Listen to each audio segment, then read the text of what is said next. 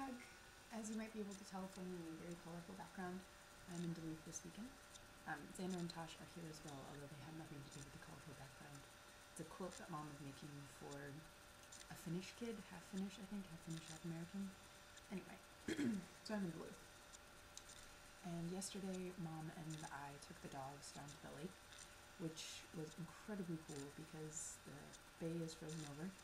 But not only has it frozen over, it froze over when the ice was about this thick, and then a huge wind, and obviously waves as well, came and just blew everything to hell and shattered all of the ice, drove it against itself, so there are huge pieces of ice that are literally, I don't know if you can actually see this with both of my hands, but like almost as big as me, just sticking up at odd angles.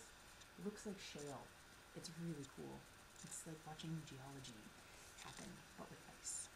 We're gonna go back this afternoon, probably with Tosh, and take some pictures, because it is incredibly cool.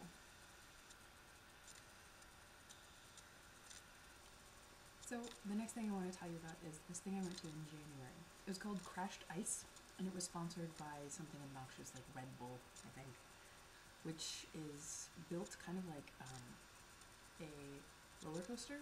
It starts up really high, it goes down, it goes up, it goes down, it goes up, kind of mimicking really sharp hills. There's a lot of really sharp curves with inclines and angles, and the whole thing is iced.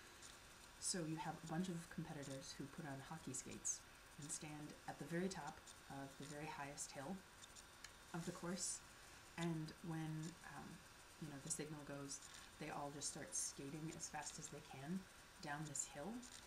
But because they're going so fast down a hill, they don't really have to skate, they just sort of have to stay upright and not die. And there are jumps that they have to go over. They'll bowl into each other and fall down. So basically it's a cross-country obstacle race on ice. Yeah, which I think is legitimate as a sport because, and feel free to correct me if you think I'm wrong, but personally I think a sport is an activity, a directly competitive activity that involves physical exertion on the part of people and is at least a small level of skill. So this would knock out chess. There's really no physical exertion in chess. It involves skill and it's directly competitive, but you don't have to necessarily pick up the pieces. You could play a chess game just by talking and saying all of the fancy things that chess players say that I don't understand, like rook to knight 8. That might not actually be a move, probably, but anyway. So, that knocks out chess. I think, personally, that definition would exclude things like dance teams. The phrase directly competitive really encompasses an activity where people perform and then are rated on their performance, which would also knock out things like figure skating and gymnastics, which frankly I'm okay with. I don't think that they're necessarily sports. They're skills, they're activities, they can be competitive, but they're not really sports. But curling, on the other hand, is clearly a sport because you have to compete directly and physically and with no small amount of skill against another opponent. And if you succeed, then you win. So that's my 2 cents on sports. And Crashed Ice is really exciting. Everyone's going really, really fast, and you get to watch them jump and they fall over, but it's not a violent sport. It's scary, but it's not really violent. And it's nowhere near as scary as watching people jump things in motorized vehicles. Oh, yeah, so that definition of sports also knocks out anything involving motors. Skiing, totally fine. Canoeing, 100%. It's human-powered. It's human exertion, human-powered vehicles. I have to add that into the definition.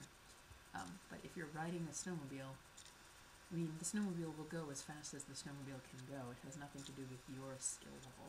You just keep hitting the accelerator.